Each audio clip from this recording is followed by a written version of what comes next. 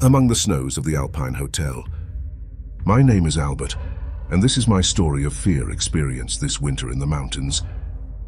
A freezing wind whipped my face as I crossed the threshold of the Alpine Hotel, an imposing stone building nestled amidst the snow-capped Alpine peaks. I had just arrived, accompanied by a heavy snowfall that had made the journey an arduous task. The crisp air stung my nostrils, and the silence was broken only by the crackling of the fire burning in the large fireplace in the hall. I was greeted by a corpulent man with a reassuring smile, introducing himself as Mr. Ross, the hotel manager. His words were cordial, but his eyes concealed a shadow of unease. It seemed as if he wanted to hide something. Despite my tiredness, I couldn't shake off a sense of unease that was growing within me. The hotel was silent, almost deserted, and the furniture, though period, exuded an aura of neglect. The rooms were frigid, and a musty smell hung in the air. As I tried to fall asleep, strange noises from the corridors kept me awake. Creaks of wood, muffled whispers, as if someone was wandering around the hotel in the darkness. My imagination ran wild, fueled by the solitude and the eerie atmosphere of the place. The following day, I decided to explore the hotel. The rooms on the upper floor were locked except for one, number 217. A sign with the words "out of service" hung from the handle, but something urged me to go beyond that prohibition. Entering the room, I was enveloped in a wave of Arctic cold. The furniture was covered in white sheets, like forgotten ghosts. An old book lay open on the table, its yellowed pages telling stories of missing guests and macabre events that had taken place within the walls of the hotel. As I read, a shiver ran down my spine. A noise from the corridor made me jump. I closed the book abruptly and rushed out of the room, pursued by a wave of terror. I ran through the deserted corridors, screaming for help, but my voice echoed in the silence without finding an answer. Suddenly, a door opened in front of me, and a tall, thin figure loomed in the shadows. It was Mr. Ross, but his smile had vanished, replaced by a sinister grin. "You're not leaving," he hissed in a hoarse voice. "The Alpine Hotel belongs to you now." Without a second thought, I turned and ran away from the hotel, running through the falling snow. I never looked back again, haunted by the chilling memory of the man with the sinister grin in the Alpine Hotel, a place where reality merged with nightmare.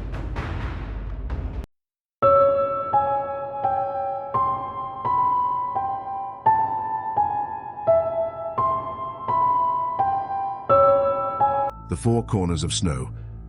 In December 2011, a chilling tale unfolds in Nula, a secluded hamlet nestled between hills in the world's far north, where winter renders it cut off from the outside.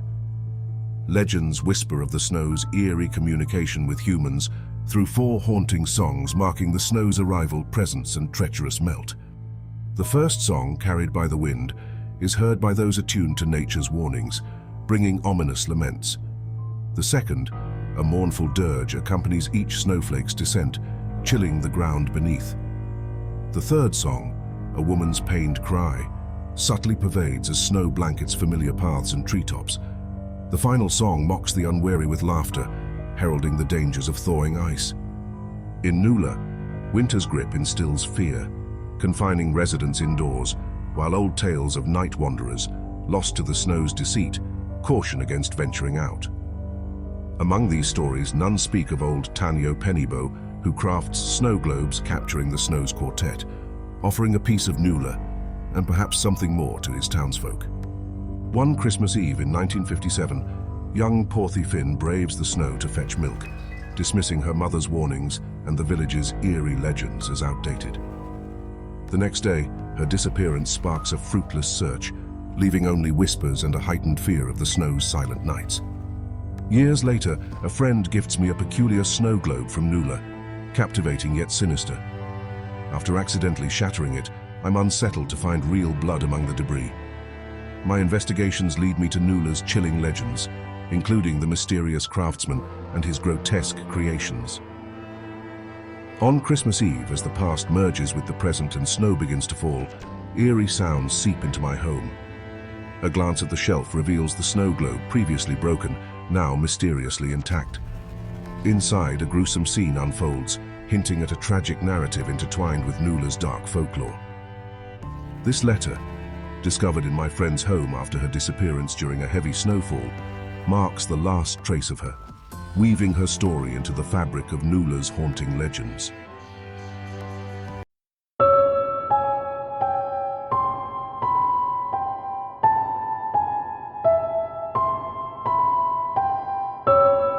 The Woodsman. In the tranquil town of Elmwood, nestled amidst ancient forests and pristine hills, lived a happy family, the Thompsons and their two children, Billy and Sarah. Their life was simple, marked by the rhythms of nature and the warmth of their mutual love. However, a dark shadow was about to shatter their serenity, bringing with it terror and despair. It was an autumn evening, the wind howling through the trees and the rain beating relentlessly against the windows. Billy and Sarah, already in their pajamas and ready for bed, begged their parents to tell them a story before they fell asleep. Mr. Thompson, lighting his pipe and smiling kindly, began to narrate the legend of the Woodsman, a monstrous creature said to inhabit the depths of the forest, feeding on wild animals and sometimes even unwary people. The children, their eyes wide with fear, clung tightly to their parents as Mr. Thompson described the Woodsman as a tall, skeletal being with grayish skin and yellow eyes like those of an owl. He was said to make a chilling sound similar to the croaking of a raven, and that his hands were clawed like those of a hawk. As the story drew to a close, Billy and Sarah fell asleep in their parents' arms, lulled by a sense of unease. Shortly after midnight, Mrs. Thompson woke up with a start, a muffled noise from downstairs prompting her to get out of bed. Cautiously, she descended the stairs, her heart pounding in her chest. Reaching the kitchen, she saw a tall, dark figure moving in the shadows. A stifled scream died in her throat as the figure turned towards her, revealing a cadaverous face with piercing yellow eyes. It was the Woodsman. Terrified, Mrs. Thompson tried to escape, but the creature grabbed her with its clawed hands.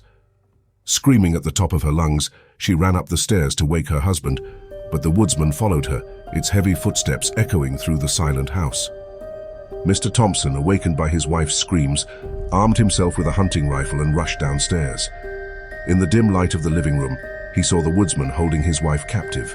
With a courage he didn't know he possessed, he shot at the creature, hitting it in the chest. The Woodsman let out an inhuman scream and collapsed to the ground, dead. Mrs. Thompson, still shaken but unharmed, threw herself into her husband's arms, crying tears of relief and terror. The next day, news of the incident spread throughout Elmwood.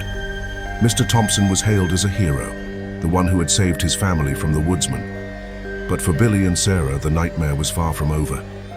The image of the Woodsman with its yellow eyes and clawed hands haunted them in their dreams and tormented them during the day.